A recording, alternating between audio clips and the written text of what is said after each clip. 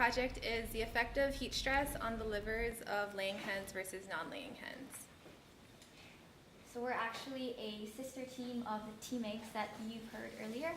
And our central research question that we've answered over the 3 months that we have this summer goes, what is the effect of heat stress on the liver of adult hens? So just to give you some background about eggs and why they're important, so the global population of the world is supposed to increase from 7.6 billion to 9.8 billion by 2050, and that means we need more food to feed these people. So chicken eggs are actually a major source of protein and nutrients for people in developing countries, and commercially about 10% of the eggs produced are soft-shelled, which is a bad thing because it's a negative financial loss for farmers, and that means that there's less food in the world for us to eat. And in our project, we'll be looking at the liver of chickens, and the liver is a vital organ because it has many functions. It metabolizes things, it detoxifies things, and it's also involved in red blood cell formation in birds. Right. And so here we have the major stresses or the problems that we had to deal with our research project. So first off, we have heat stress. This is actually one of the main culprits in the decline of chicken health and even in the egg marketability, and that's why we want to focus on it. So by definition, heat stress occurs when high environmental temperature increases the core body temperature of an organism above its normal conditions, so above its optimal working conditions at which an organism, or at this case, the organ, functions. So that is the macro problem that we delve into. And then the second one is we're going down to the molecular level. We have oxidative stress, which is caused by heat stress. Basically, oxidative stress is an imbalance between the presence of free radicals, which is not good for the organism's body, and there is, again, an imbalance between that and the presence of antioxidants. So in general, if there are more free radicals than antioxidants, then you are under oxidative stress. So what is a free radical and why is it bad? So if you remember, like way back to Gen Chem, a free radical is basically an atom that lacks an electron. So in order for it to become stabilized, it'll steal an electron from a healthy atom. And that's bad because if you have too many free radicals in your body, it'll lead to DNA damage, protein impairment, and cellular function impairment. And antioxidants basically donate an electron to the free radicals, and that helps to stabilize it. So that's why you want more antioxidants in your body in order to mitigate the effects of free radicals. And so, as we've mentioned earlier, our focus is on the organ, the liver. Heat stress has actually negative physiological effects on this organ massively because we know that the liver is the bloodline of the body. It does a lot. It's a 24/7 ongoing working machine. And due to heat stress, it actually impairs the endocrine system and even the reproductive functions of the chicken. And we know that when the liver is under heat stress, the liver tends to double time its work in regaining homeostasis and just maintaining its functions for the body's overall health. So Dr. Mishra's team at CTAR at UH Manoa actually conducted a trial where they placed hens under the following conditions for 3 weeks. So the non-heat stress hens were exposed to temperatures ranging from 21 to 22 degrees Celsius at 50% relative humidity, and the heat stress chickens were placed at 32 to 35 degrees Celsius temperatures from 42 to 50% relative humidity.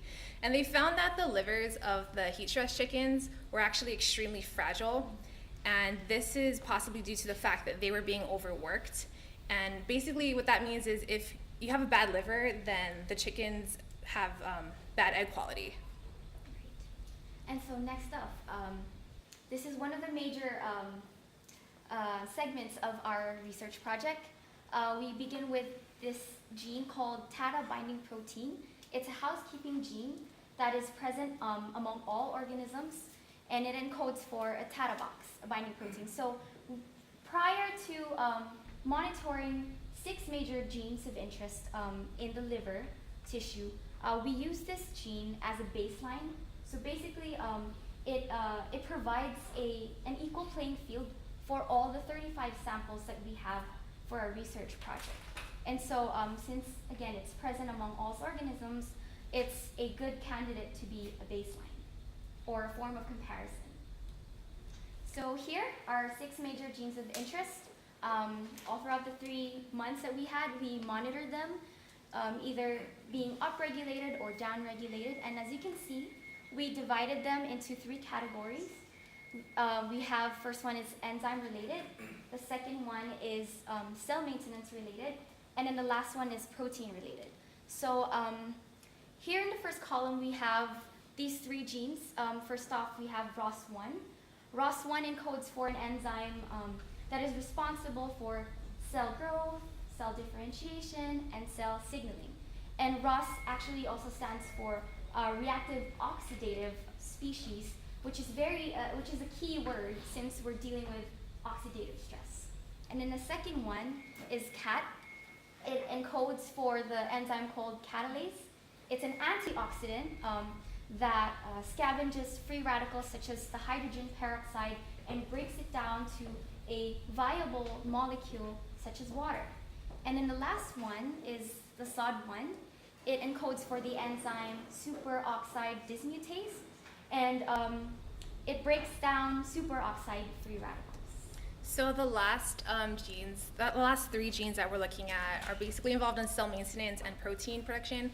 Cas3 is involved in apoptosis. HSPA9 basically encodes for a heat shock protein, and HSP90AA1 encodes for a protein that aids in proper protein folding.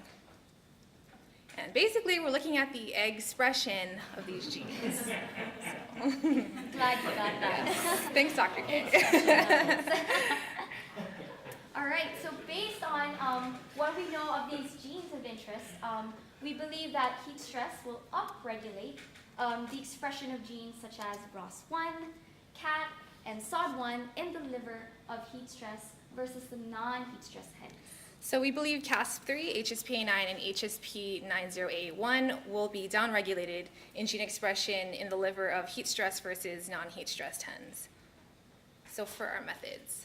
All right, so down to the nitty-gritty part of our experiment. We actually partnered up with a research team at CTAR at UH Manoa, and our research mentor was Dr. Brenda Mishra, and they did the dirty work for us. So they collected the samples of the chicken liver tissues. We did not kill the chickens, and so from that tissue we extracted the total RNA from the tissue, and we used that, we isolated that, and used that as a building block for the synthesis of the complementary DNA that will be a template for the next method. So the next method that we did mainly here at LCC was qPCR, which is quantitative PCR. It basically measures the concentration of DNA over time, and that can help us determine the levels of gene expression. And we also did gel electrophoresis just to confirm our qPCR results.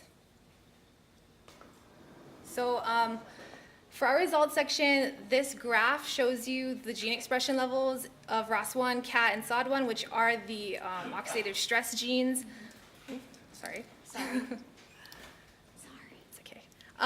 We'll mostly be focusing on ROS1 because that's the only gene that we found showed a significant difference between all of our samples, and we'll explain that later. And this graph also shows the gene expression levels of Cas3, HSPA9, and HSP90AA1, and that's not really relevant because it didn't really show a significant difference between samples as well. Right, and just to note, right here, the y-axis is the fold induction. So if you see that the bars are higher, meaning that there is more gene expression. But since we only found out that there is a significant difference amongst the samples in the gene ROS1, we are only going to focus on this gene. But for the record, we did run a statistical test on all of the genes, and the statistical test is called one-way ANOVA. ANOVA stands for analysis of variance, and so with the help of Excel, we were able to do the necessary computations, and we came up with these values. So we have here the F statistic, the critical value, p-value, alpha level. These numbers are going to be very important into how we interpret the data. And so here, if you can see here in the first bullet on the left, on your right side, if the F critical value is less than the F statistic, bear with me, I'm going to be doing a tiny statistic lesson, but so if you have that keyword is less than, then we can say for sure that there is a statistical difference, or we can say that the gene is upregulated compared to another. And then the second way of interpreting the data that we had was comparing the p-value and the alpha level. Again, when the p-value is less than the alpha level, which in our case did check off, then we can definitely conclude that there is a significant difference in at least 2 pairs amongst the 5 groups of hens that we have. But then this test is not enough because we don't know where the difference lies.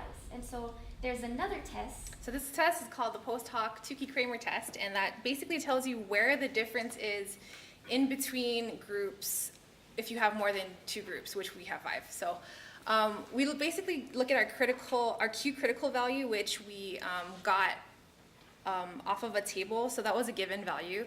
And then if the Q critical value is less than the Q statistic, which we calculated, then there is a significant difference between 2 groups. And we found that there was a significant difference between the non-laying hens and the heat stress hens, as well as the Malter hens and the heat stress hens. So this is our gel results from ROS1, and we're just showing you this because we ran a gel for all of our genes, but in the interest of time, we're only showing this one. So this just shows you that all of our bands did fall within the expected base pair range. So our base pair range was 225, and this is 200 base pairs, this is 300 base pairs, so everything pretty much looks good. This just confirms that our primers did work and that everything is going as planned. And we did run a gel on each of the genes, and it all checked off, so just to let you know.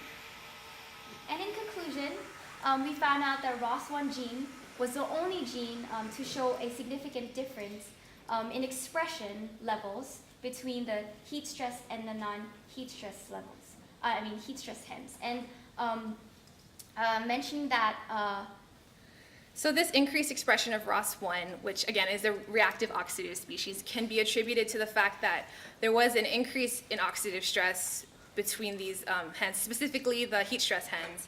And it's bad because oxidative stress does alter metabolism, and it decreases egg quality.